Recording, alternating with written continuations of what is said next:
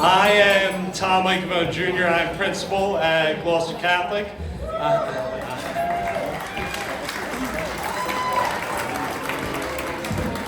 I know most of you in here know my father, Tom Eichemo Sr.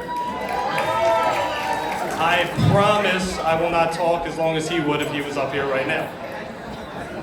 First off, I just want to thank everybody for coming out tonight and supporting Gloucester Catholic Hall of Fame. This is an amazing event. Again, our first year was last year. This being our second class. I know this is going to be an annual occurrence. The turnout tonight has been absolutely fantastic. Gloucester Catholic continues to be a success because of our alumni, because of our supporters, because of our donors. So again, I thank all of you for being here tonight. Gloucester Catholic has an incredible alumni who have accomplished amazing things during their time at Gloucester Catholic and throughout their lives.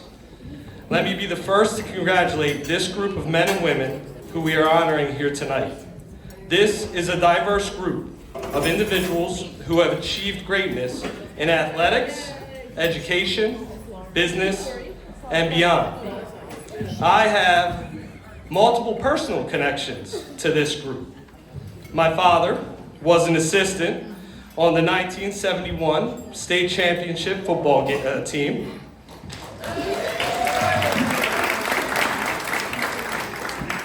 I have had the honor over the last 4 years to work with Patrick Payton on the GCHS advisory board. The 2000 state championship baseball team probably doesn't know, but they kicked my butt in the first round of the Diamond Classic back in 2000.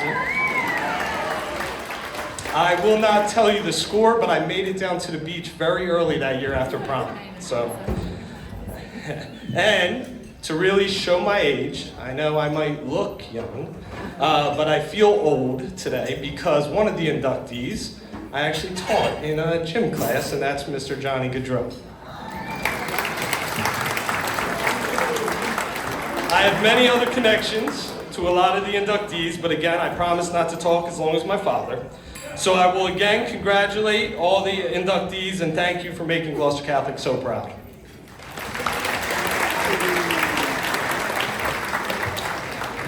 I also want to take this time to thank Bill Doherty and the entire Hall of Fame committee for their incredible hard work in putting this event together. This is not an easy feat, and I truly appreciate all the hard work the entire committee does. So if we could please give them a hand.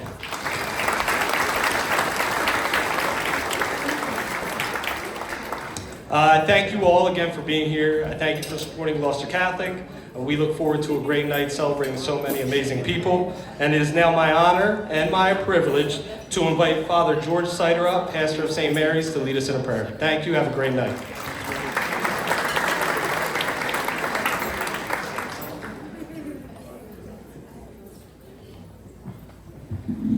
Good evening, everyone. We had a beautiful day today, and tonight is an extra special night, and so we're first going to ask the Lord for his blessing on all of us and all of those that we're honoring tonight. In the name of the Father, and of the Son, and of the Holy Spirit.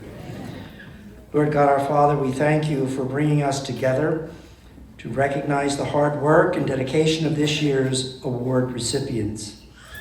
As we honor each name, help us to remember all glory belongs to you. Thank you for the friends and family who came to support and encourage these outstanding individuals. Without their love and support, this day would not be possible. In the letter to the Colossians, we read, "Whatever you do, work at it with all your heart, as working for the Lord." As we observe the many accomplishments of our honorees, we acknowledge that none of it would be possible without you. Help us to always remember to do everything with a grateful heart and to keep our focus on you and the loving grace you so freely give. We make this and all our prayers through Christ our Lord. Amen. In the name of the Father, and of the Son, and of the Holy Spirit. Amen. And for all of you who ate before we said grace tonight, Father Peter and I will hear confessions in the back of the room. I had to go to him because I ate too. So thanks, everyone.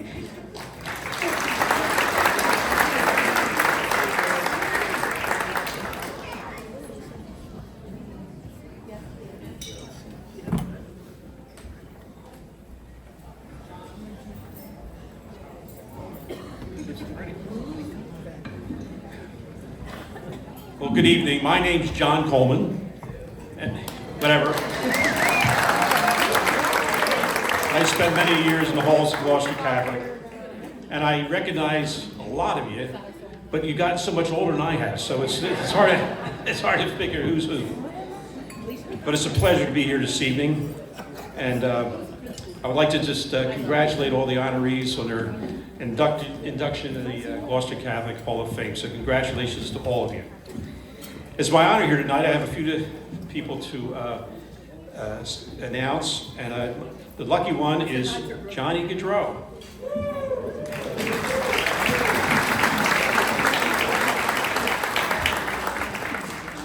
A little history lesson. Sometimes back in the early 2000s, several parents contacted me to encourage us to begin an ice hockey program at Gloucester Catholic. Subsequently, a meeting was arranged between Chris Voigt, Guy Gaudreau, and myself. After much conversation, we all agreed that with the help of Chris to begin the program, utilizing the abundant experience that Guy brought to the table, we could start an ice hockey program at Gloucester Catholic. Starting any sport at the high school level is difficult at best, finding ice time, coaching, funding, etc. But what we did know back then in the early 2000s, that meeting, Chris, Guy, and myself, we launched a highly successful hockey program, bringing in experienced coaches and fostering an environment to bring in upcoming young hockey stars. And including is Guy's son, John, who would soon attend Gloucester Catholic and become our beloved Johnny Hockey, an eventual graduate from the school, moved on to Boston College, and thus began his NHL career with the Calgary Flames and now the Columbus Blue Jackets. Along the way, Johnny accumulated many awards and honors. Among these were a gold medal winner as a member of the Team USA at the World Juniors, the Hobie Baker Award for top college player, the Bing Trophy Award for the league's most gentlemanly player, the Calder Memorial Trophy Award to the National Hockey League's top rookie, and Johnny is a 7-time All-Star for the NHL.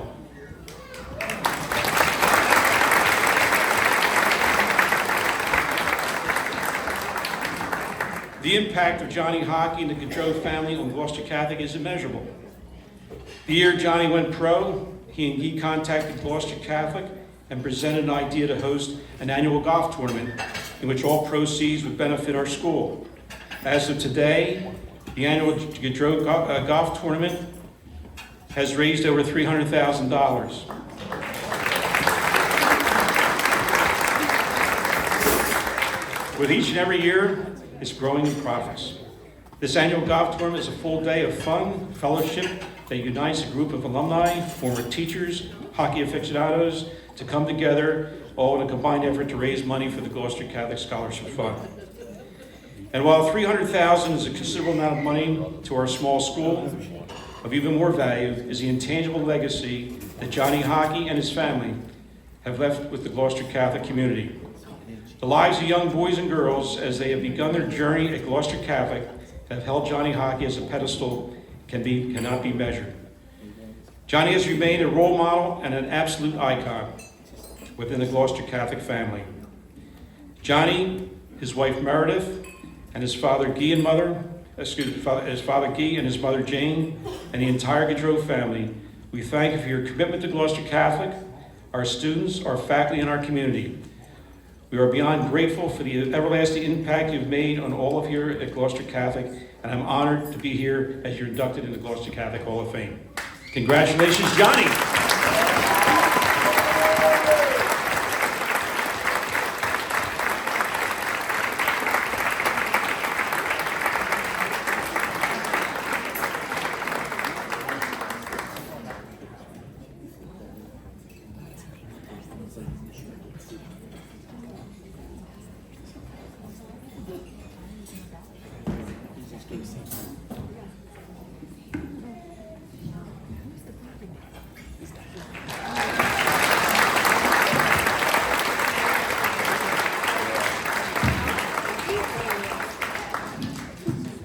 The next is Patrick Payton.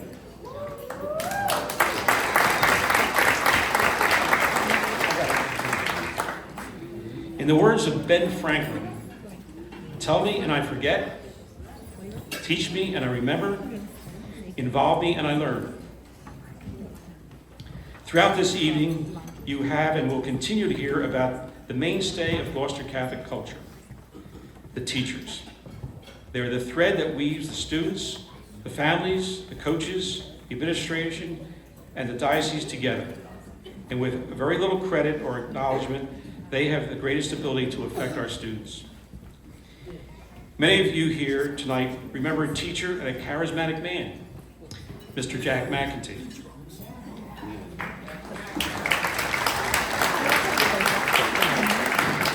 Jack was a teacher at Gloucester Catholic back in the 70s. While he only walked the halls of Gloucester Catholic for a few short years, he had an incredible impact on hundreds of students. Even tonight, the 1971 football team will recall some memories of Jack. Additionally, another inductee, Joe Gorman, gives credit to Jack as having started his journey to higher education and a successful career. Similarly, our friend, alumnus, and major donor, Patrick Payton, had an equally impactful student-teacher relationship with former educator and coach, Mr. Fred Webb.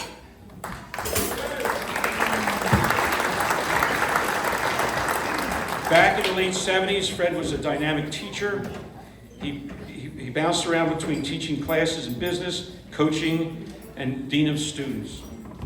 And despite wearing all those hats, he found time to encourage students, including Patrick, to dream big.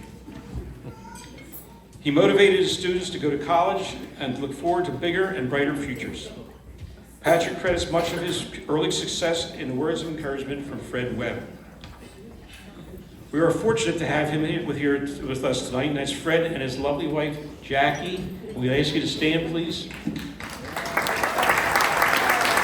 looks great, doesn't he? Thanks, Fred. Thank you, Jackie. With Fred's encouragement, Patrick went on to graduate from Regis University in Denver, Colorado. He subsequently began a successful career in the business and finance industry. In 2011, I was fortunate to be involved in a meeting with both Patrick and Tom Icavone, Sr., not Junior, where we discussed the need for a dedicated sports complex at Gloucester Catholic. As I'm sure most of you know, Gloucester Catholics held sporting events all over South Jersey. It was chaotic and a scheduling nightmare for students, athletes, and families. As an administrator, I knew that we needed to rectify the situation in order to bring Gloucester Catholic together as a community. We needed a place for our athletes and our coaches to call home. In the meeting, Tom and I laid out an architectural rendering of the fields. Monies were low, the campaign was only beginning, and at that moment, it was simply the field of dreams. We went through the project, the drawings and needs with Patrick, and his response was simply, what can I do for Gloucester Catholic? Pretty good question.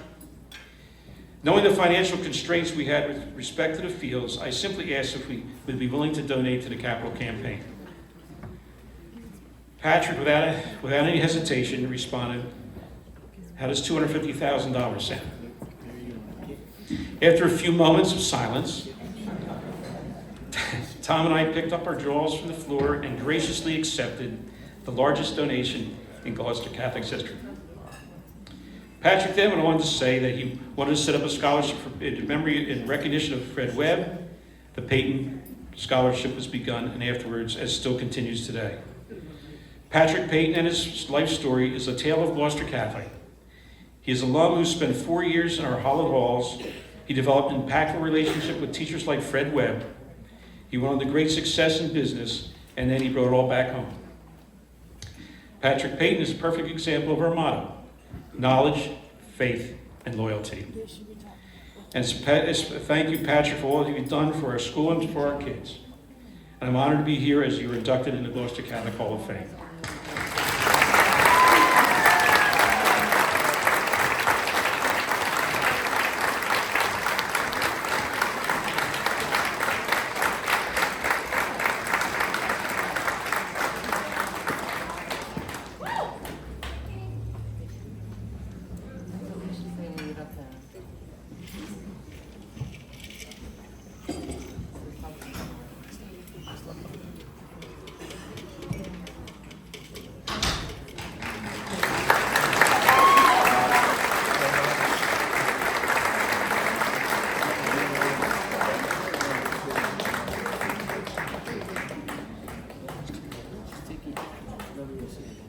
You still waiting for your family, Catherine?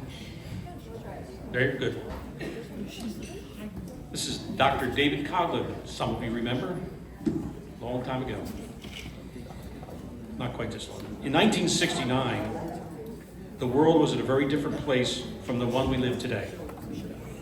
The U.S. was in the midst of the Vietnam War, and every 19-year-old boy was fixated on the television sets, watching the draft numbers being pulled, numbers that would dictate their futures. My number was very high, which meant that the likelihood of me being drafted was very low. But my college buddy, Dave, was not so lucky. His number was pulled early, and his chance of being drafted in the United States Army was very likely.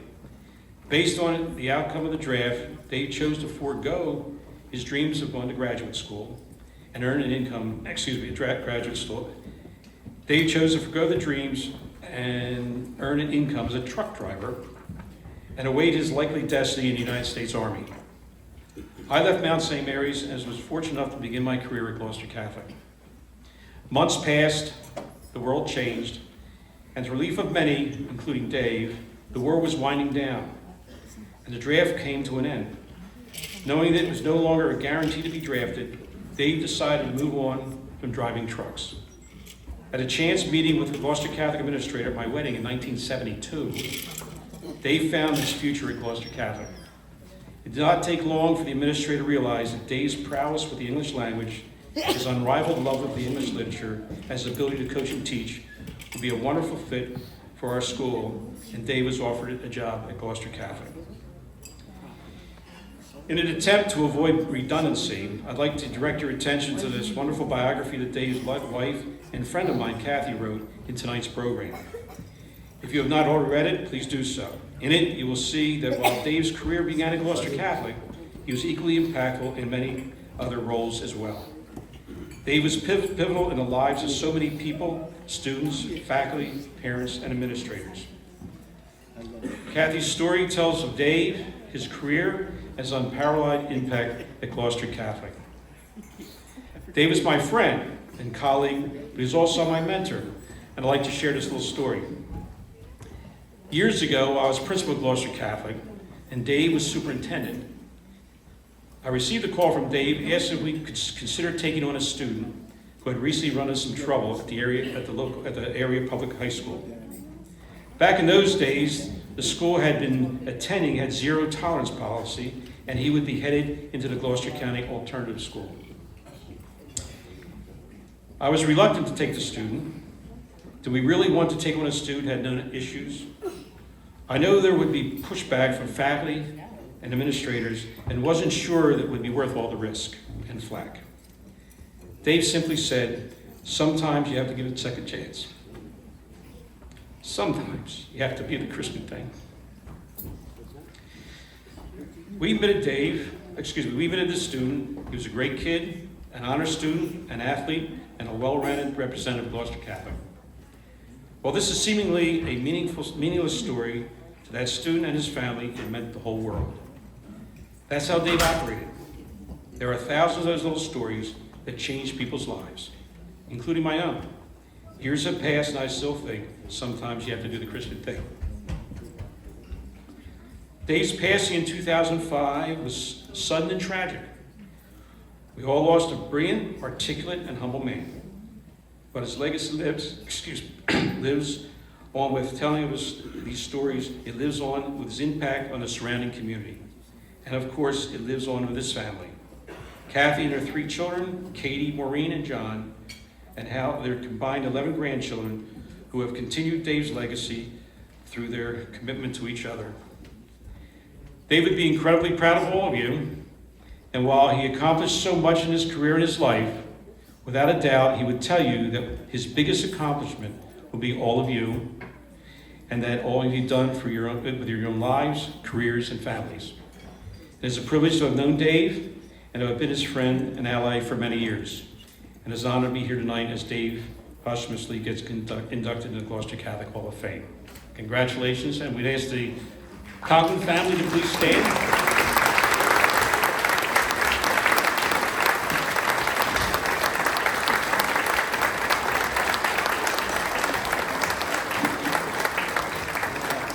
Kathy, would you come up, please?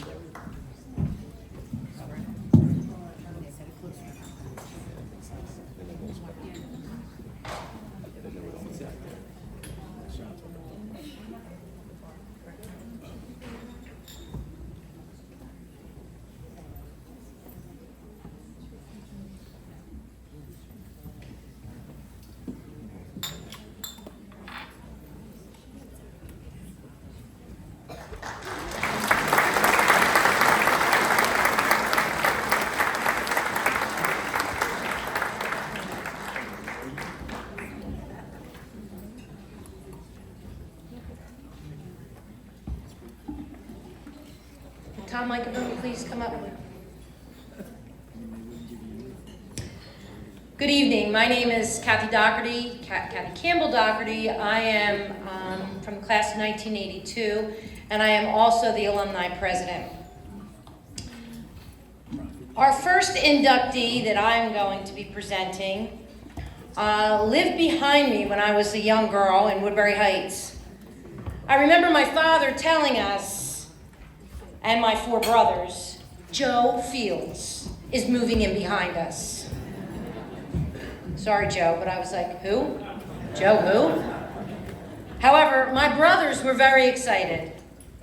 Anytime they would see him outside, they would run over with their football and beg him to let them catch while he snapped the ball. While my four brothers really loved it, I'm sure Joe was getting a little sick of it and quickly started looking for a new place to live.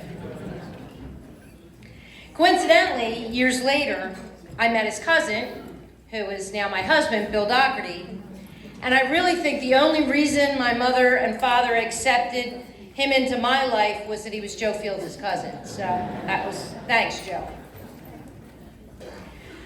But Joe still shakes his head in wonder at his small-time start. He played touch football in a CYO league in grammar school. He was a member of a non-winning Gloucester Catholic team. And he was a long shot at the 14th round NFL draft pick from an NCAA Division III college program at Widener. All small time, Field says, of his football roots, and sometimes I can't believe it. Fields' rise from Gloucester Catholic.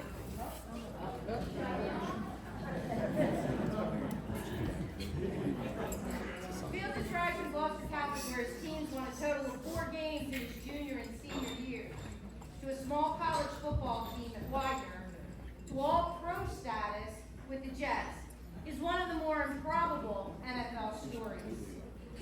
A graduate of Most Holy Redeemer Grammar School in Deptford, he was named by the NFL as one of the 320 best draft picks of all time, selected from a group of 20,000 candidates.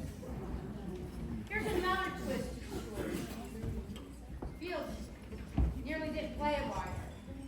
The 1971 Gloucester Catholic draft nearly pulled the plug on his football career after the Rams went 3-5-1 in his senior season. I was going to go to Rutgers, Kansas, he said.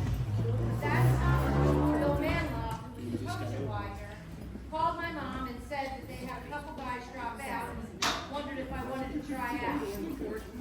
I came home, and my mom said, "You're going to Widener." Fields' first 2 years with the Jets in 1975 and 1976 were Joe Namath's last 2 years with the team. He remembers asking the hero of Super Bowl III how he preferred to receive the snap. He told me, "Get it up here any way you want, kid. I'll get it." Fields said, "I'll never forget that." Joe played 14 seasons in the NFL. He played in 186 regular season games, made 2 Pro Bowls, and earned multiple All-Pro honors.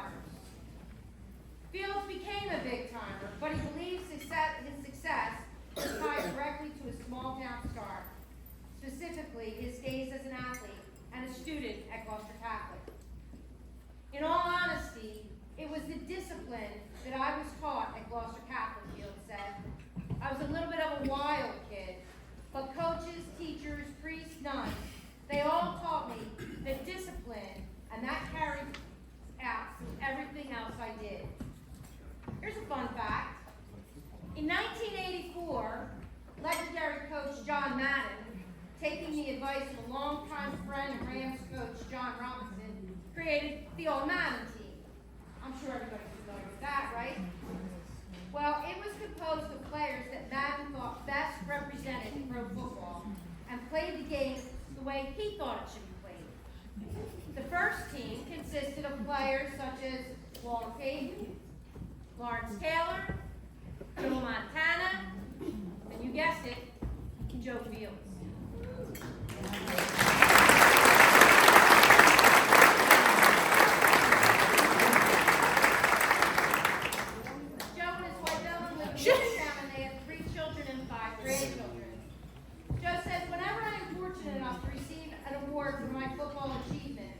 I am honored and humbled. This is special to me, as I was born in Gloucester, as was my father. Two coaches who gave and taught me what the game was about have roots at Gloucester Catholic, Fran Icazone and Bob McCullough. Their words and encouragement from my dad were always in the back of my head when I played from the time I was 10 to my very last play at 36. I speak with pride about my time playing and the men who gave me the foundation to be able to play as long as I did. I'm not specially said, but the three men who helped me get here are. So it is my honor and great pleasure to welcome Joe Fields, class of 71.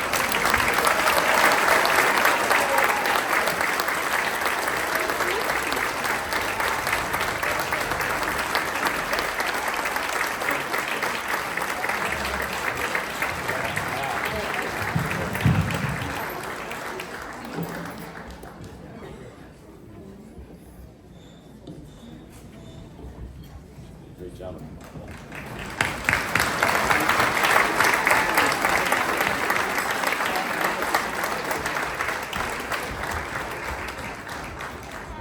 Would Jerry Pontillo please come up to the stage? Thankfully now I don't have to shout. I was waiting for it to go on while I was shouting, and then you all would have been blown away. Our next inductee is Elizabeth Riley. Elizabeth Riley, class of 1969, proves she was always ahead of the curve regarding women's roles in the American workforce. And that started when she was a student back at Gloucester Catholic. She set the bar high and never looked back. While a Ram, Elizabeth was selected as a prestigious presidential scholar, one of only 121 chosen from around the United States, a program she participated in as soon as she finished walking in graduation ceremonies as valedictorian of her class. I left graduation in the gym and drove half the night to Washington, D.C. with my mom, Barbara Nolan Riley. And the next day, I received my medal at the White House from Vice President Spiro Agnew before I went to the State Department and the embassies. What an amazing experience. Her impressive accomplishments at Gloucester Catholic not only led to Elizabeth's selection as a National Merit Scholar, but paved the way for admittance to Princeton University as a member of the Ivy League school first ever class that admitted female students.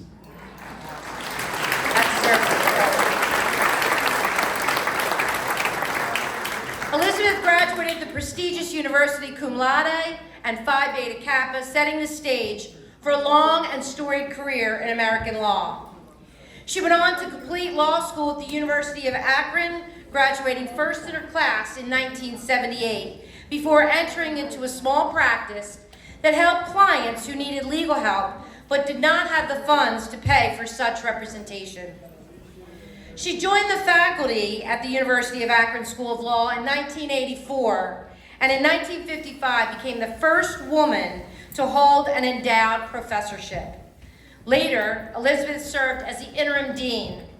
Prior to her term as interim dean, she served as vice provost for academic planning at the University of Akron. During her 30-year tenure, she was chair of the President's Commission on Equity and served on numerous task forces for the president and the provost. She retired in 2014, but remains active in lay ministry. So, to no one's surprise, Elizabeth has been selected to our Hall of Fame, an honor she treasures.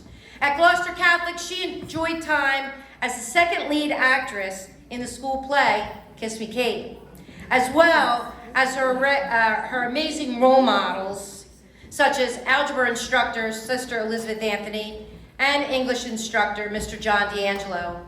She also took part in forensics and traveled to Minneapolis for a national tournament. Everything that I've enjoyed and earned in life had its foundation at Gloucester Catholic High School. I had amazing teachers and developed lifelong values. This was a perfect environment for me. Elizabeth has enjoyed a wonderful marriage to husband Scott, and the couple has 2 children, Vive and Zale. Elizabeth wants to thank the legions of faculty and alumni who created, nurtured, and handed down the Gloucester Catholic Rams spirit of community, faith, and values, and continues to do so. And she also wants to thank a Gloucester Catholic priest who asked to remain anonymous, who provided her with extra funding that she needed to make it possible for her to pay for Princeton. She says, "Thank you for teaching me not to repay you in money, but in life well lived in service and generosity to those who come after. I hope you feel your investment was well made." And finally, she thanks her family who provided her with the love and faith and values that have blessed her life and continue to share with all her sorrows and joys that make work worth doing and a life worth living. Again, it is my honor and great pleasure to welcome Elizabeth Riley, class of '69, to this year's Gloucester Catholic Hall of Fame.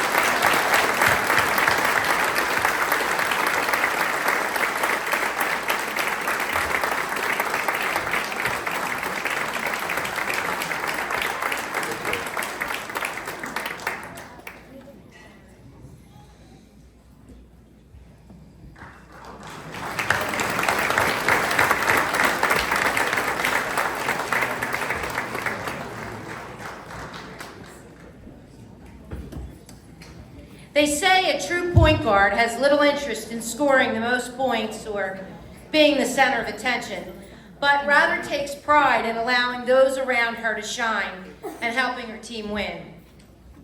Trish McNutt-Green lived up to those ideals time and time again during her remarkable career as a basketball player, and that is why she is considered one of the best to ever play the position in Gloucester Catholic history.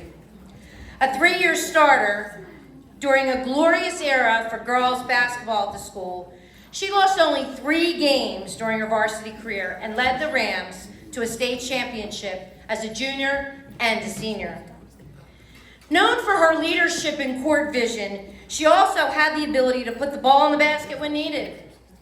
In the final game of her high school career, she scored a game-high 23 points as the Rams defeated previously undefeated Morris Catholic in the state final to cap off a perfect 28-0 season. McNutt-Green was named the MVP of the game and went on to earn South Jersey Player of the Year honors. "We were really ahead of our time," she said, noting that the Rams would run fast breaks and throw behind-the-back passes before those tactics were common, especially among girls basketball. Title IX had been passed and was slowly coming into fruition, but you wouldn't know that at Gloucester Catholic. I grew up in a building where girls basketball was very popular. We played night games. We had good crowds. It was a big deal, and I didn't know until later that everyone didn't have the same experience I did. McNutt-Green accepted a basketball scholarship to Fresno State, but suffered a devastating knee injury just a few games into her college career, and then blew out the same knee the next season. But she wasn't done with the game yet. She eventually graduated from Gloucester State College, became a teacher, and got into coaching. She led Haddonfield to 5 state championships as a head coach, along with the 2 state championships she earned as a player. She has coached AAU for years and is currently coaching her great niece's AAU team. "It really was very special," she said of her run at Haddonfield. "To this day, I think it was because the kids we had were so ready to be pushed hard, and they bought into what we were selling as coaches, that work ethic, that drive, and that will to win. And that all came from Gloucester Catholic." As a member of several Halls of Fame, McNutt-Green is honored to be recognized by her alma mater, where her son Matthew is an assistant coach for the boys basketball team under her godson, Brandon Doherty. It's a family affair at Gloucester Catholic. Every school thinks they have that family atmosphere, but when it's part of your everyday existence in school, it really does become a part of who you are. Now, while Trish is being honored tonight for her athletic achievements and as a player here at Gloucester Catholic and a coach, it's her drive and selflessness that may not ever warrant a Hall of Fame induction, but it certainly tells who she is. See, Trish and I have been friends for over 50 years. We're often mistaken for sisters, and we never correct anybody who says it. And yes, the Trish I know was an extremely talented point guard and a successful coach. But more than that, she was and is a pioneer for female athletes. She helped the girls she came and continues to come in contact with believe in themselves. Trish pushes her girls, as she always calls them, to be the best version of themselves on and off the court, because that's who she is. As you may or may not know, Trish has had many surgeries on her knees over the past 40 years. And there are some days when walking is a struggle for her. But I am telling you, you will never hear her complain. And no matter how much pain she's in, it doesn't stop her. It doesn't stop her from coaching her nieces in AAU. It doesn't stop her from helping a friend's kid out, work on their jump shot. But more importantly, it doesn't stop her from collecting and delivering casseroles each month to the Joseph House in Camden. It doesn't stop her from driving the van for patients and their families from the Ronald McDonald House. It doesn't stop her from organizing a collection of Christmas gifts for families moving to this country or just trying to get medical help from their children. Bottom line, when she sees someone who needs help, nothing stops her from helping. So yes, we are here tonight to honor the athletic side of Trish McNutt-Green. But I would have certainly been remiss if I didn't brag just a little bit about my best friend and the selflessness and giving side of who she is. Trish would like to thank her children, Kyle and Matthew, whom she considers her proudest accomplishments, and I have to agree. She's also grateful to Jim Crawford and the Campbell family, who have always stood by her in her basketball journey. Her sibling Jim, who is also being honored tonight, Kate, and her late sister Linda's love and support have been the bedrock of her life. But most of all, Trish thanks her parents, Jack and Anita. They were her biggest fans. Their guidance has shaped her into the person she is today. It is my honor and great pleasure to welcome Trish McNutt-Green, class of '82, to this year's Gloucester Catholic Hall of Fame.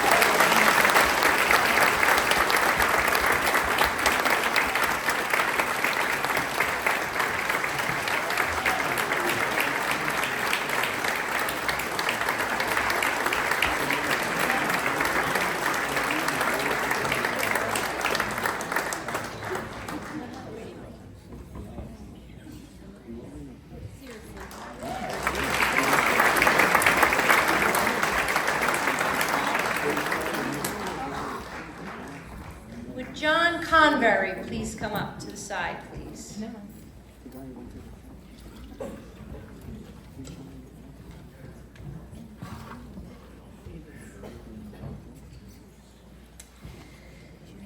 Joe Gorman, class of '72, is being honored tonight for his years of service as an educator and all he has done to support the youth and those who struggle in Gloucester and beyond. And my family knows that personally. Joe has said his life has changed on the day he refused to put away the bingo tables. And lucky for us, many other lives were changed that day as well. He said, I was a poor kid with a chip on my shoulder, and Jack McAtee, a teacher at the school, asked us to put away the bingo tables. And I was like, why should we have to do that? We pay tuition. According to Gorman, who was just a sophomore at the time, McAtee saw his obstinance for what it was, frustration, fueled by something deeper than a request to help him clear the gym floor. He told me, you are not angry about putting those tables away. It was just a 3-minute conversation, but it opened my eyes and my heart so much. I was like, how does he know that? Finally, I felt like someone saw and heard me. In a way, Gorman has spent the rest of his life paying forward McAtee's intervention. He is renowned in the Gloucester Catholic and Gloucester City circles for his friendliness, compassion towards others, and that drop of a hat willingness to lend a helping hand. And if you know anything about his social media presence, you can see all the lives he's touched by the multitude of comments he receives on every one of his posts. His son Sean was actually quoted in an article saying, "He'll never pass up the opportunity to help someone. No truer words have ever been spoken." After graduating from Rutgers, Gorman spent 41 years in education, 3 at St. Mary's Grammar School, 2 at Gloucester Catholic, and 36 at Gloucester High. He was an English teacher in his early career, but he touched countless lives in a positive way as a guidance counselor, with a special soft spot in his heart for students with disadvantaged circumstances. "I came to identify with the underdog," Gorman said. I had a little bit of a bumpy childhood because of my family's money issues. I came to see myself in so many of the kids that I worked with. Now retired from education, Gorman is an accomplished author of 6 books and something of a self-help guru, specializing in inspirational words of wisdom that, again, he posts almost daily on social media. His 1 million-strong followers speak to his deep and wide-ranging influence. Joe has 3 children, Sean, Keith, and Rachel, all who followed in their father's footsteps in the education field. He also has 9 grandchildren that he's very proud of. He credits his wife, Colleen, for helping him through some of his recent health issues. And he remains deeply devoted to the memory of his first wife, Joanne, a Gloucester Catholic graduate who died in 2003 at the young age of 46. Gorman believes his determination to help others was forged in the halls of Gloucester Catholic High School. That was where he made the life-changing transition from petulant child to a young man driven to serve and share his positive outlook. "I was a rudderless ship before that experience," Gorman said of his years at Gloucester Catholic. "I came to love every single day I was there. I never wanted to leave, and I couldn't wait to get back in the classroom." Joe would like to thank his wonderful classmates from the great Gloucester Catholic class of 1972 for creating a most pleasant environment to spend the school day each year from September 1968 till June 1972. And he also credits one of his teachers at Gloucester Catholic, Jack McAtee, who became a surrogate father to him and did so much to prepare him for his career as a teacher. Joe says, "I enjoyed high school so much at Gloucester Catholic that I made a life out of hoping to recreate that experience for other people's children." It is my honor and great pleasure to welcome Joe Gorman, class of 72, into this year's Gloucester Catholic Hall of Fame.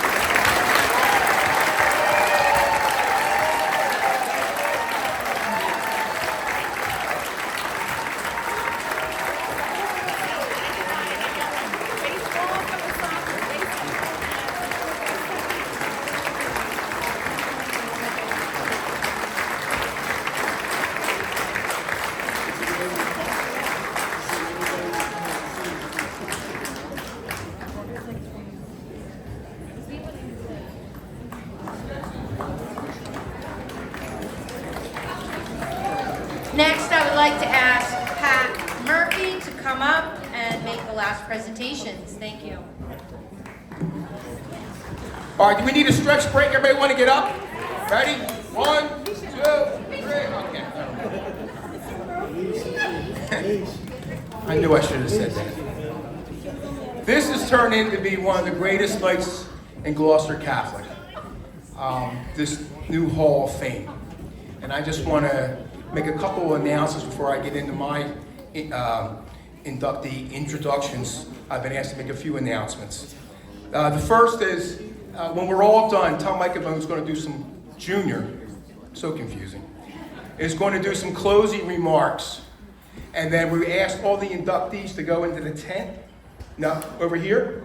Okay, we want to get a group picture over there, over where Tom Icavone Jr. is right now. We want to get a group picture of everybody, so when it's all done. Also, when Tom is finished speaking, we have the display tables will be available, and of course the bar will still be open. A special thank you goes out to Phil Anastasia. I think Phil's here. Phil, Matt Costantino, and Brandon Doherty, who's the man behind the screen. They did so much of the research on the inductees, and I'm just kind of piggybacking off of all their hard work. Also, a special thanks goes out to Tom Icavone Sr. for his company, Display Arts, and the displays that you see throughout the hall today. And also to Brian Francis, even though he graduated from Gloucester High, he did donate to programs. Brian's a great guy. Thank you.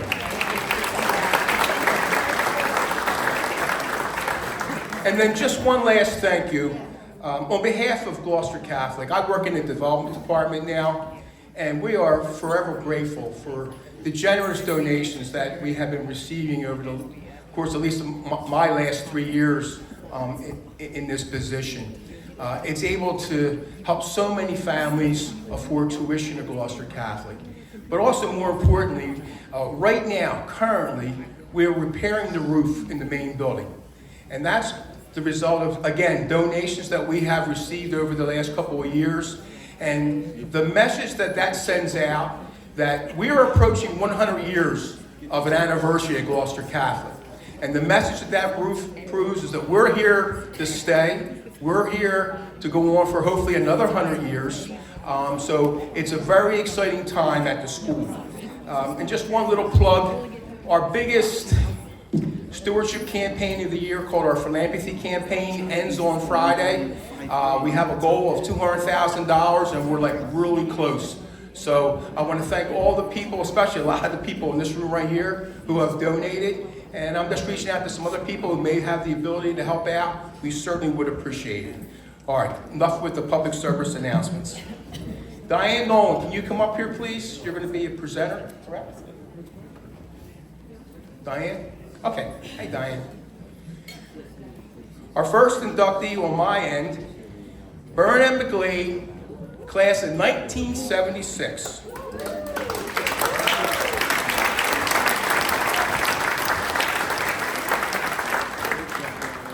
The question is, does she not belong in the Hall of Fame? But she does belong in the Hall of Fame, but why? Well, we put her in as a player, we put her in as a coach, we put her in as an administrator. That's the kind of career that Bernadette has had over her course of time. Let's talk about as a player. You know, we were here last year honoring some girls' basketball teams, and we talked about the great tradition that was established back then under legendary coach Bert Nolan. And Bernadette was a key player to those teams.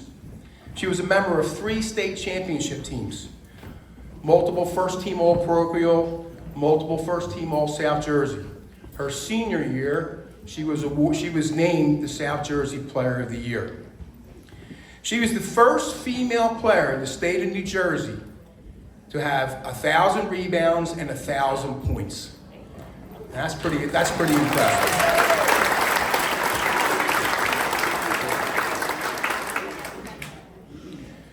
She later played at North Carolina for 4 years. During her time at North Carolina, she had achieved holds the career record in rebounds, and she passed former Sixer player and coach Billy Cunningham. She's got more rebounds than Billy Cunningham. That's pretty impressive. North Carolina.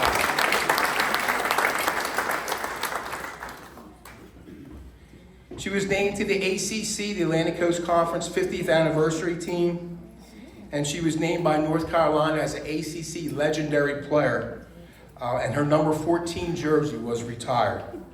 She's been inducted into the Cannon County Hall of Fame and the South Jersey Basketball Hall of Fame.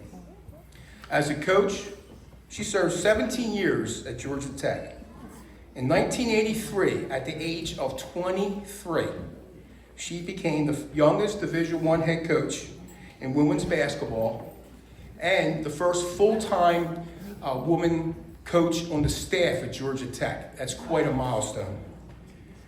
She led Tech to its first winning season when the Jackets finished the 1986-87 season with a 14-13 mark, and she also coached the Yellow Jackets to their first upset of a ranked team when they defeated Maryland in 1988. She was named by Georgia Tech as Women's ACC Basketball Legend as a coach. So if you're following my speech, she's the first person who ever got an ACC Legend as a player and also as a coach. As an administrator, she held administrative roles at Georgia Tech, serving as an associate athletic director. She spent 11 years as an assistant commissioner for the Atlantic Coast Conference. During that time, she's transformed the AC Women's Basketball Tournament, resulting in capacity crowds. She introduced an extensive educational program that's still in existence today. She also founded the South Atlantic Women's Basketball Officiating Program in the ACC and 3 other Division I conferences.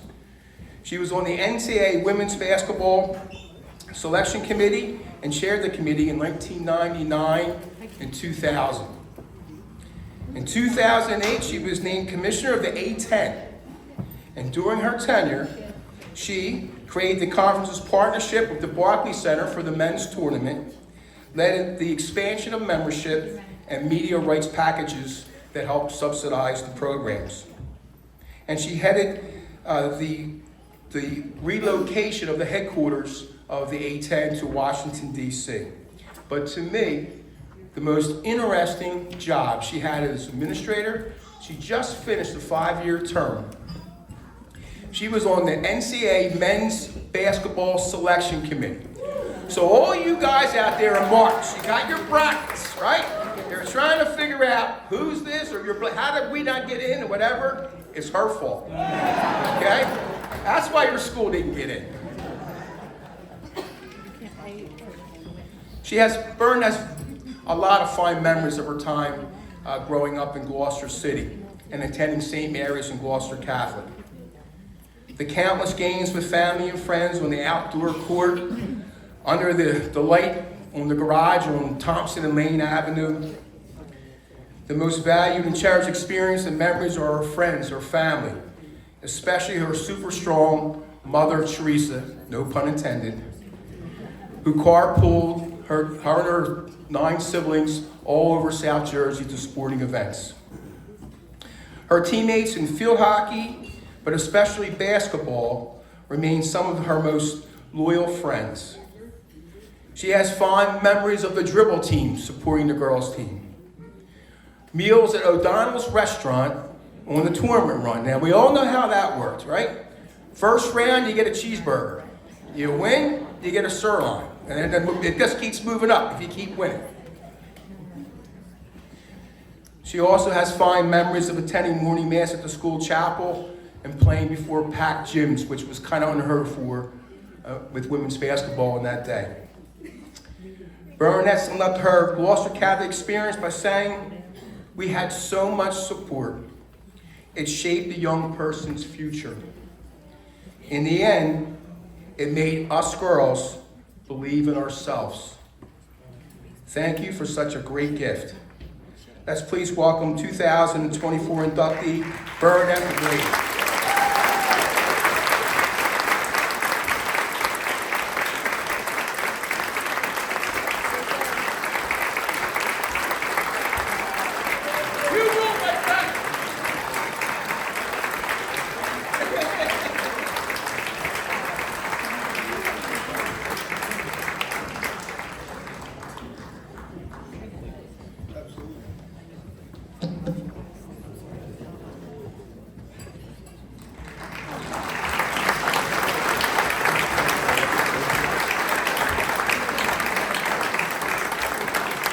I'd like to call Kevin Nolan, please.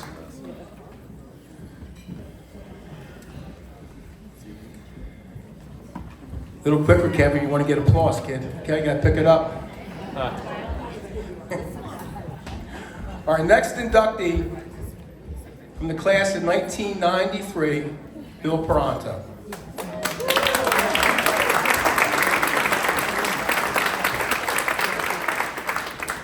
It didn't take long for word to circulate around the school in the faculty lounge about Bill's academic ability when he entered Gloucester Catholic.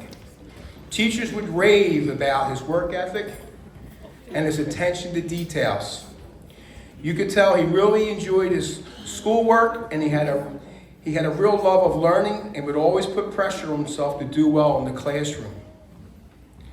I knew that he was going to be a future surgeon by his penmanship. He had the worst penmanship I ever seen in my life. Sometimes they say you have the hands of a surgeon. He's at the penmanship of a surgeon. Right? Am I right? You got that little, I couldn't understand one thing you wrote. No wonder you got all A's.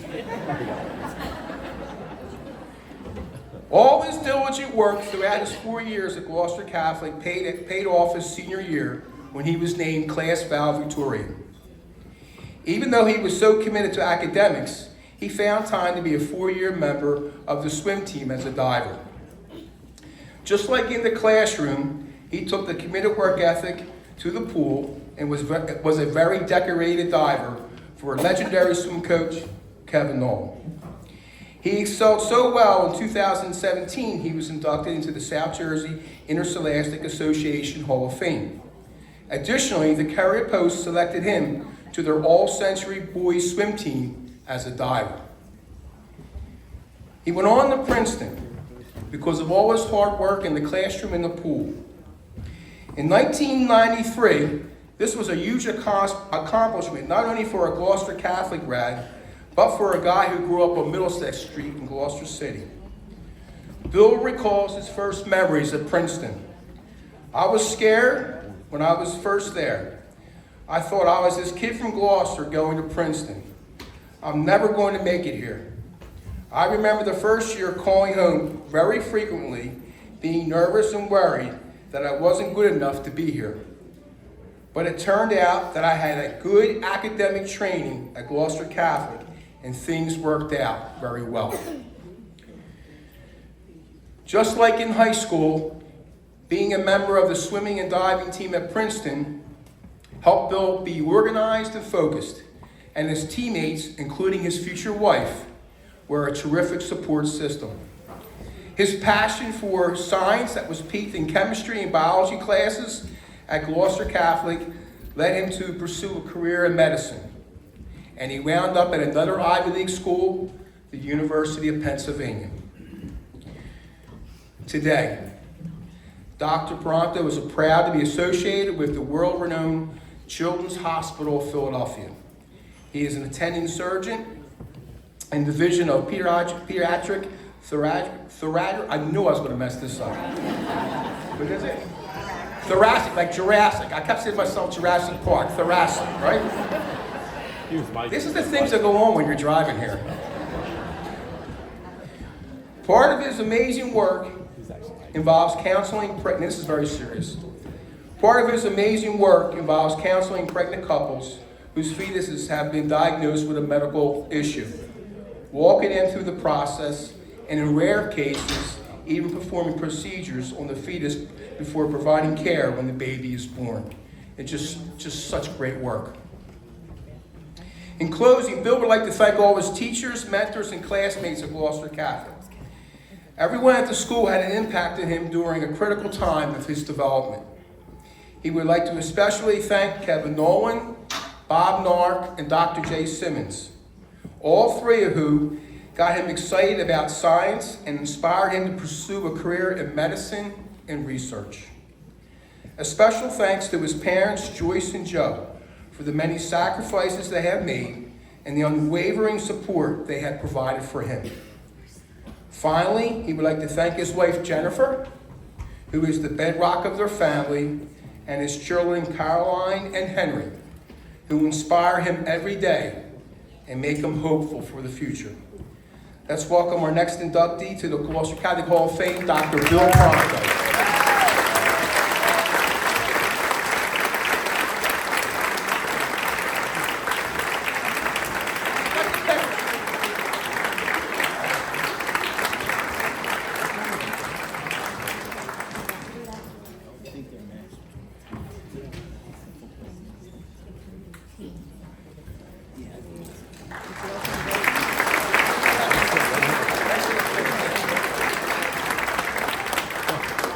If I could have the parents of the 1998 girls soccer team come up, you're going to be the presenters.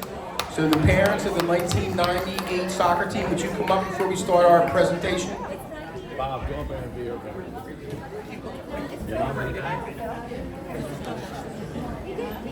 Rosie.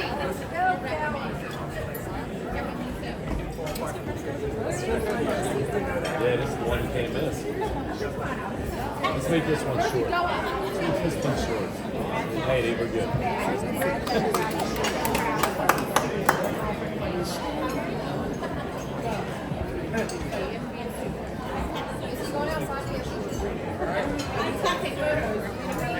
Okay, I don't want to lose the house here. I don't want to lose the house.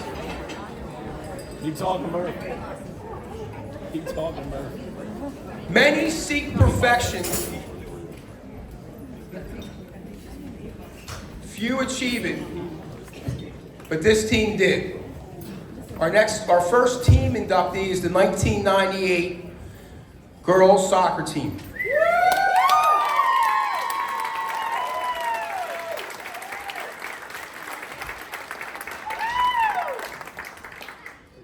I taught these kids and they're all grown up now. This is horrible. I feel so old. Some highlights from this 1998 girls soccer team. A 25-0 record. Won the Tri-County Conference Division. The only undefeated and untied team in the state of New Jersey that year. They beat Shawnee 3-2 in overtime in the South Jersey Coaches Tournament, which is the ultimate tournament in South Jersey soccer. They won the state championship in overtime in Group 2, which is interesting. You know, we're a non-public, but back at this stage, I guess there weren't enough non-public schools participating in soccer, so they won in Group 2, which is pretty impressive. Yeah, go ahead. The Rams outscored their opponents 115-13. So they certainly didn't win the sportsmanship contest over there. They were 6-0 against teams that finished in the final Philadelphia Inquirer top 10. They also had the ability to win the close games, evidenced by their 3-0 record in overtime contest. Interesting fact, and I'll bring this up when we bring up another team. In 2002, longtime sports reporter for the Philadelphia Inquirer, Mark Narducci, he came up with the top 25 teams in that 25-year period back in 2002. So we're not just talking soccer teams. You know, we're talking football teams, baseball teams, wrestling teams, lacrosse teams, whatever. And he ranked them number 12 in that era. So that's pretty impressive.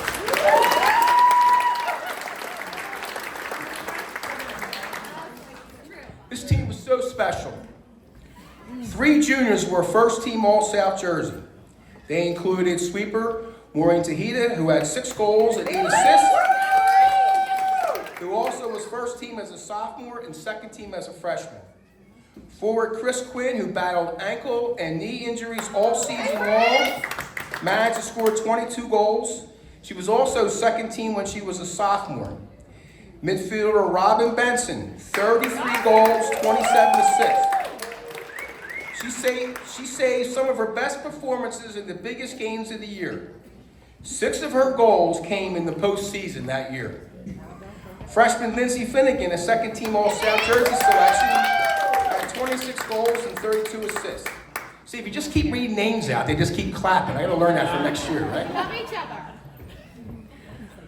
Goalie Alicia Kornicki recorded 15 shutouts and was named 13 All-South Jersey. The following were all Group 2 selections that year. Robin Benson, Maureen Tahiti, Chris Quinn, Alicia Kornicki, Lindsey Finnegan was also named to the second team. Additionally, Maureen was named first team All-State and Robin was named to the second team All-State. The only senior starter on this young team was a midfielder and senior captain Katie Mulligan, who was the team's leader. There were plenty of additional talent on this team, including Brianna Donnelly, Laura Koch, Julie Martino, Courtney White, Angela Hines, Stevie Cooper, and Tara Rainey, among others. But these accomplishments and these numbers don't tell the full story. It was their mentality, said Coach Joe Dupree, who had the privilege of coaching this remarkable team. They just never blinked. What defined this team was their ability to work under pressure. The following stretch of games defines this team.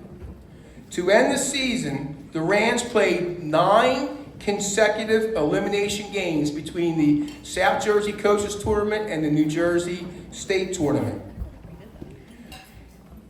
They won the final 3 games, they won 5 of the last 6 games by 1 goal, including 2 in overtime.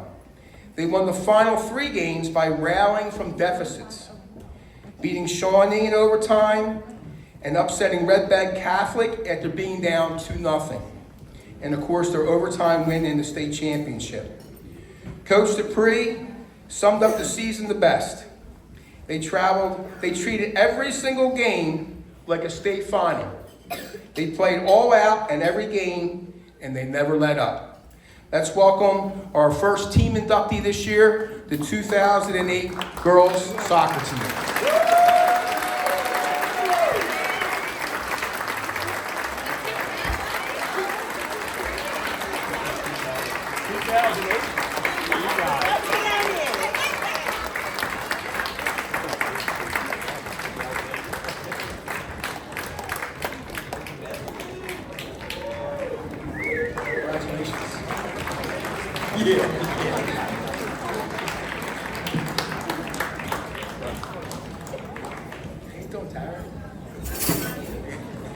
What did I say?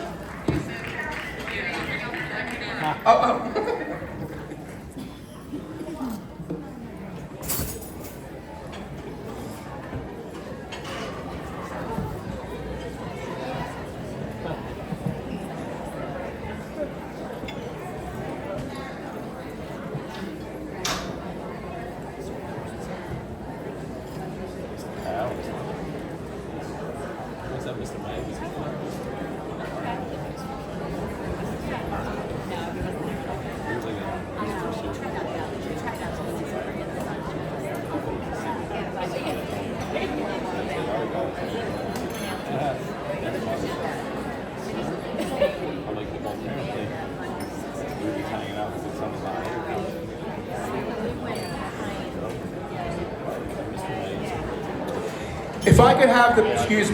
If I could have the parents of the 2000 baseball team, could you please come up here now so we can move on to our next inductees?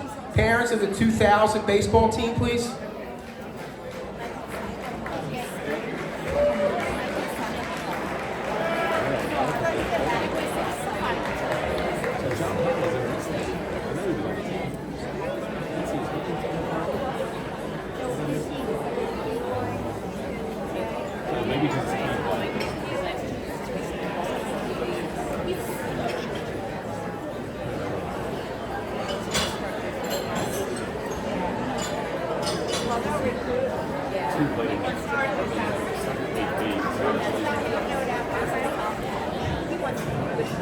I lost it.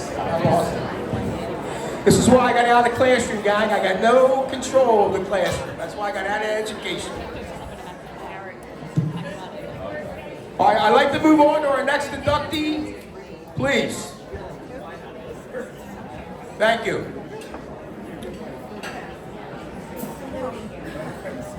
Our next team induction is the 2000 baseball team.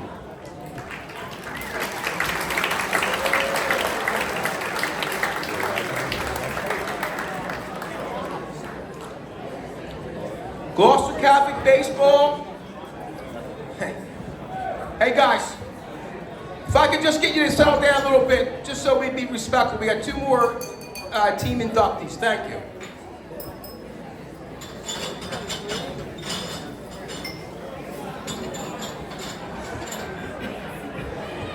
Gloucester Catholic baseball has produced the most state champions in the history of the state of New Jersey.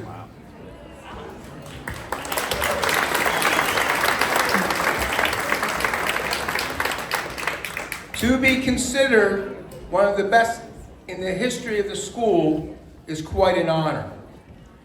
Their Hall of Fame coach, Dennis Barth, had this to say about the team. They were definitely one of the best teams I ever coached, if not the best.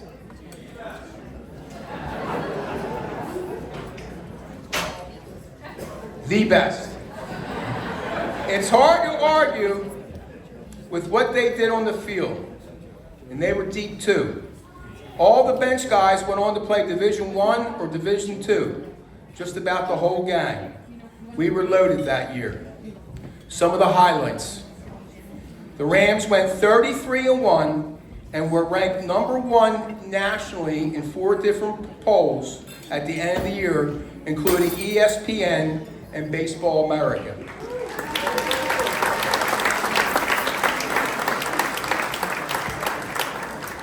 Their lone loss that year was to Powerhouse Steiner, which scored 2 unearned runs in the bottom of the 7th to win the game. Okay. No names, please. No names. Okay. I didn't mention a name. I just said unearned runs. Okay. Did I mention the bar is open? I think that's the problem, right? Okay. They were Tri-County Conference champs. They won the prestigious Diamond Classic, and they beat Seton Hall Prep 13-4 in the state parochial A final. Earlier, I talked about an all-era team that Mark Narducci had produced in 2002, and he ranked this team as #10 all time, or in that 25-year period. The pitching staff was unbelievable, led by Greg Burke, 8-1, 1.05 ERA. Mark Michael, 8-0, 1.84 ERA. There's a lot of O's here, guys, for the losses. Josh Kopsky, 8-0, 1.3 ERA. Jeff Mazzola was 4-0. Mike Fasella was 3-0. Justin Mentek was 2-0. Chris Del Rocco was 4-0. And the closer was the shortstop, Brad Reed. The offense was just as dangerous, and they averaged 12.7 runs per game. Mark Michael, catcher Mike Rucci, and outfielder Matt Ryan. Matt had 60 stolen bases that year. And second baseman Anthony Aquilino joined Greg Burke on the All-South Jersey team. Mark was named the Philadelphia Inquirer and Carrier Post Player of the Year. The following players were named to the All-State First Team: Greg Burke, Mark Michael, Matt Ryan, and Mike Rucci. Anthony was named to second team. 8 seniors from the team received Division I scholarships. Both Mark Michael and Greg Burke were drafted by Major League Baseball. Mark by the Minnesota Twins and Greg by the New York Mets. Greg went on to pitch in the big leagues with the San Diego Padres and the New York Mets. Other key players included John Pachowski, Bill Stafiri, Rich Spiegel, Brian Chianti, Anthony Eula, Bill Boyer, Joe Lamb, among many others. Most impressive, more than the wins, was their lasting friendship, which is sort of a key factor here today when we're talking about these team inductees. Catcher Mike Rucci had this to say about his teammates: "We were all at each other's weddings. We're godfathers to each other's kids. It was a memorable group, and we had a lot of fun.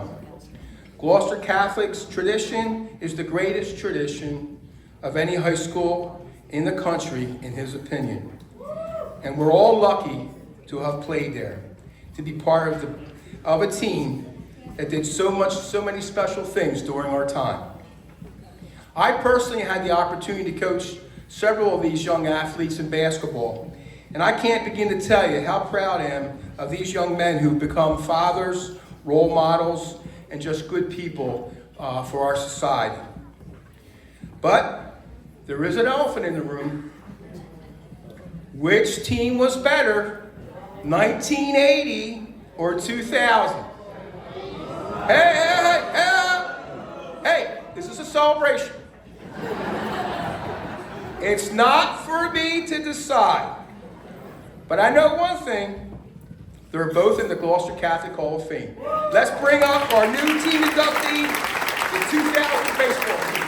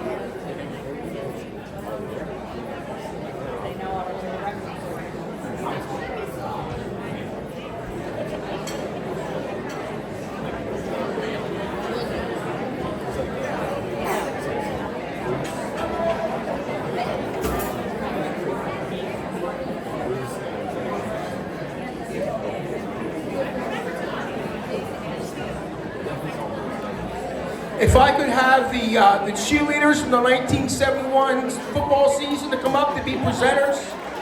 Cheerleaders from the 1971 football season, please.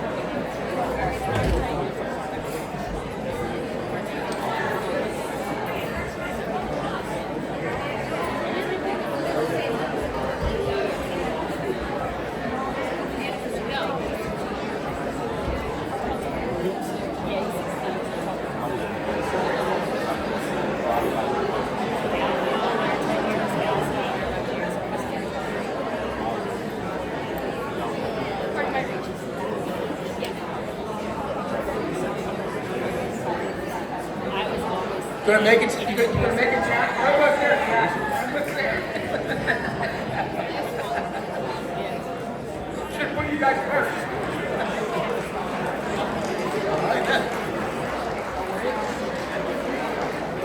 All right, another applause for the 2000 baseball team. Congratulations.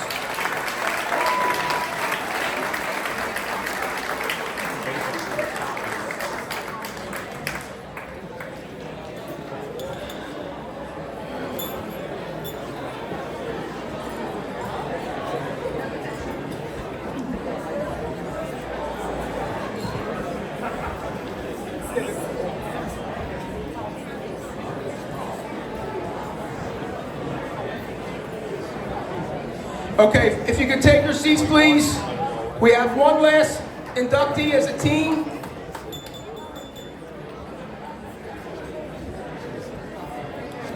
These guys are a little older, they can't hear as well, so you really got to keep it down, okay?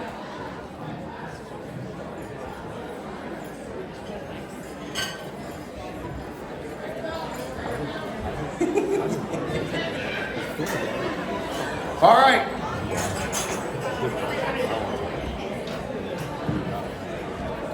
If I could have your attention, please. We got one last group. Our last team, the 1971 undefeated football team.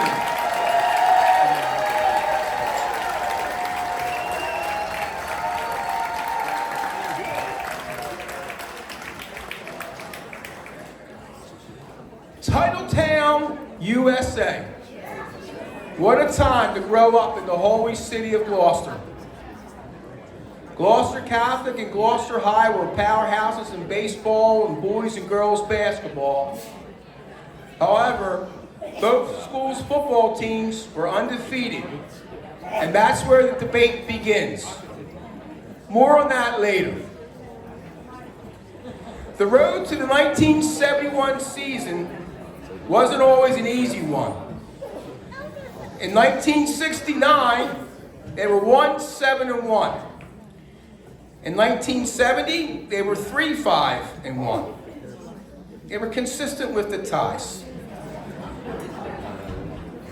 At the end of the 1970 season, quarterback Steve Johnson could see things coming together.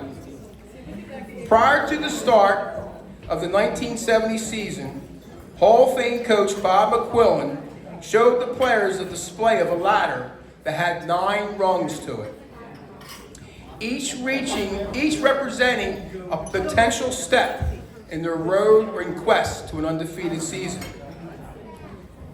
There was only one name on the ladder, and that was the first rung, and it was Notre Dame of Trenton, their first opponent. Because Coach McQuillan's philosophy was, always be where your feet are. Some highlights from that season. They finished the season with a perfect 9-0 record. They are the last Gloucester Catholic football team to put together a perfect season.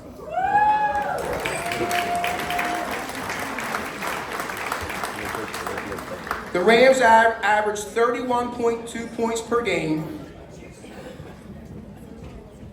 and each of the first 8 opponents they beat by at least 2 touchdowns. Their final game versus Middle Township was a classic. I remember riding to the game as a 7th grader and seeing the team on the Garden State Parkway rest stop, stretching, and people were beeping their horns in encouragement as they passed on. The stadium was electric that day. The Rams were down late in the 4th quarter before putting together a 91-yard scoring drive for a 34-29 victory over Middle Township on a late November afternoon in Cape May Courthouse. Center Steve Rattel, who Coach McQuillan coached across the bridge some pretty good teams at West Catholic. He called Steve the best player he's ever coached.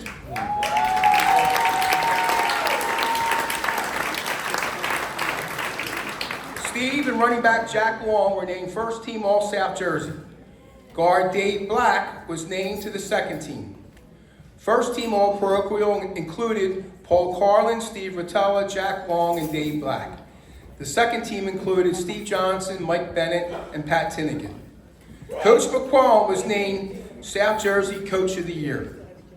The coaching staff was amazing. Coach John Reeder, Frank Ward, Phil Petit, Steve Illich, and Tom Micavone Sr. The Rams were deep and balanced, with such standouts as Rich Costa, Ed Stahl, Joe Durkin, Duke Collins, Jim Schultes, and many, many more. On a personal note, this team was larger than life to me. As I mentioned earlier, I was in 7th grade during this season. They were my idols as a young boy growing up in Gloucester City. They were so colorful and flamboyant. The linemen seemed larger than life. Jack Long refused to be tackled. But the best part was, it was so cool. You wore white spikes. Now you gotta think of the era back then, right? Everybody, it was like Penn State. Everybody had the same uniforms, right? These guys come out with white spikes and all kinds of stuff. It was so neat. They hung out at King's Corner on Brown Street, and they played pickup games at Barron's. Mike Bennett was my English teacher, and I have a great story to tell about that year, Mike, but I'll save it for another banquet. And Steve Johnson was my freshman football coach. And I know I said earlier that this was the last undefeated football team in the history of school. Our freshman team, coached by Steve Johnson, we were undefeated, okay? I was the quarterback, okay? We were undefeated. Then Coach McQuillan left and the whole thing went, whatever, okay? I went to basketball. What stands out the most of this team is their fellowship. They have remained lifelong friends 50 years after that magical season. This afternoon, their friendship was on full display.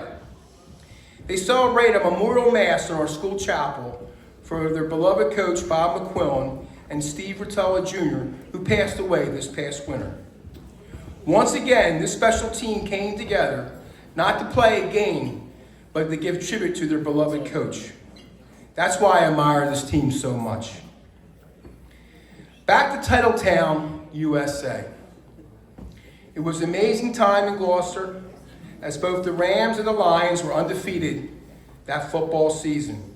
Jack was the number 2 scorer in South Jersey, and John Chody of Gloucester High was number 1. The teams shared the same home field. They were 10 blocks apart. They had a combined record of 17-0-1 that fall. And Coach McQuillan was a teacher at Gloucester High. This is nuts.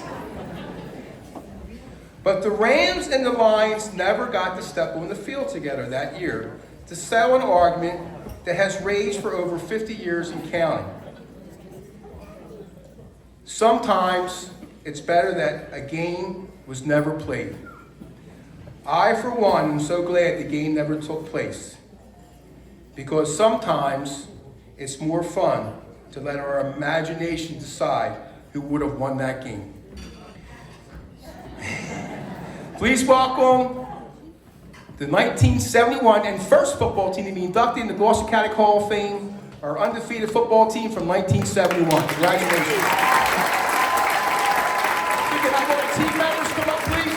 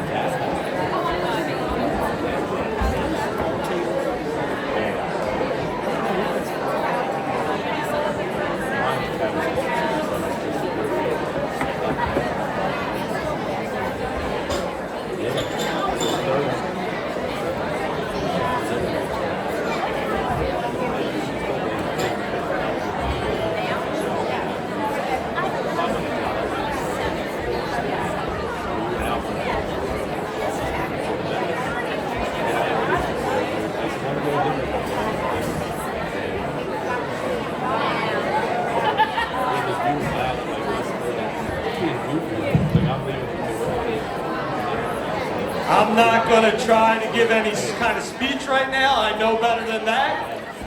But I do want to again congratulate all the inductees, all the teams. A reminder to the individual inductees, we're going to get a picture after the football team gets theirs. The bar is still open. Dessert is in the back. Coffee isn't available. Congratulations and thank you everybody here for your support. Thank you.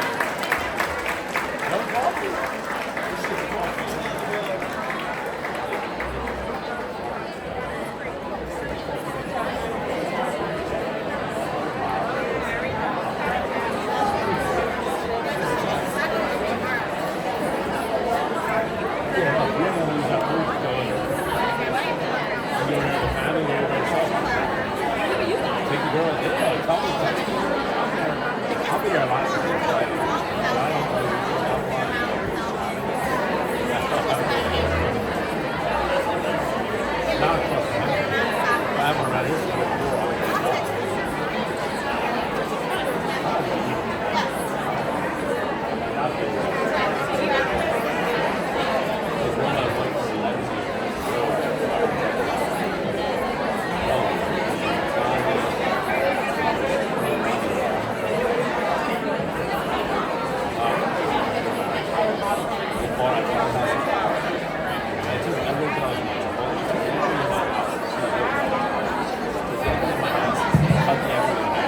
Again, if all the inductees could please come over to my right for a group shot, please. All the inductees, group shot, please.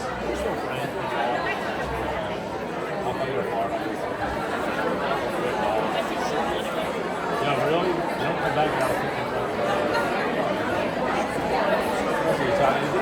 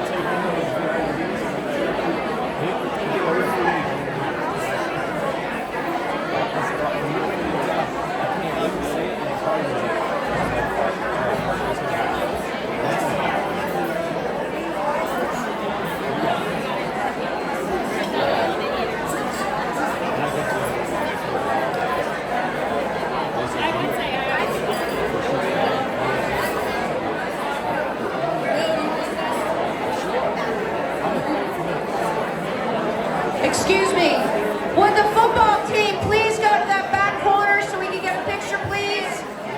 Would all the members of the football team go to the back corner? Come on, Jim, get it ready.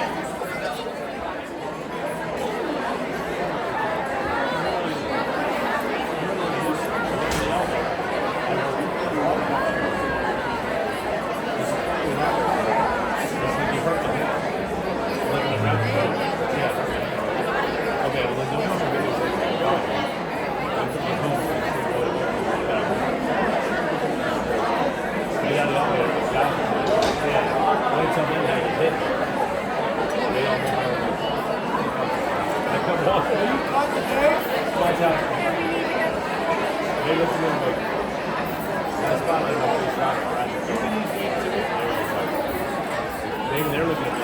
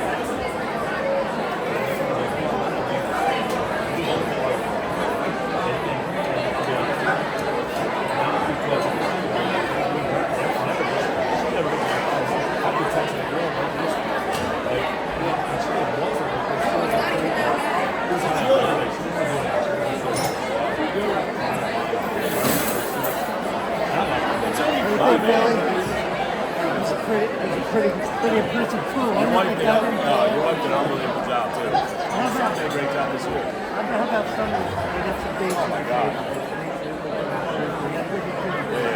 Good. This is awesome idea. You guys put this together. It's already good money. Oh my God.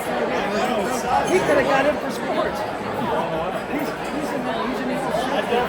He's in nine. That guy's You told me it is the number one ever. Well, it's the only team in Gloucester Catholic that win a tournament today. It will be. I don't vote. Right. It's got to be. Yeah, but it'll be. You told me that 4 years ago.